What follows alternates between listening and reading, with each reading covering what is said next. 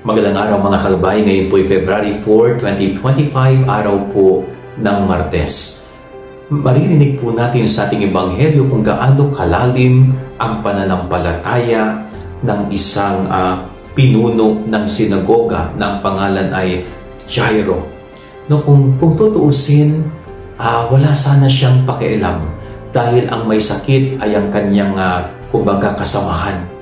Subalit, ganun na lamang kalalim ang kanyang pananampalataya kay Jesus. Kaya dumapit siya at hiniling ang biyaya ng kagalingan para sa kanyang kasamahan. At doon pa lang, pinagaling ni Jesus ang may karamdaman dahil sa malalim na pananampalataya. Yan po ang nagagawa ng pananampalataya.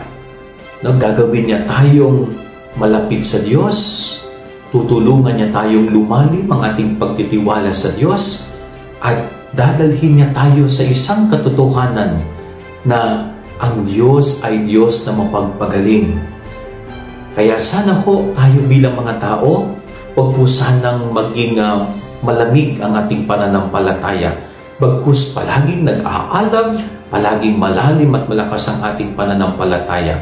Sapagkat para sa isang taong may pananampalataya sa Diyos, wala pong imposible. No, kahit ang napaka-imposibleng mangyari, pag ang Diyos ang kumilos, ay mangyayari at mangyayari. Yan ang ating gabay-aral ngayong maghapon. God bless po sa inyo lahat. Pagpalain kayo ng Panginoon.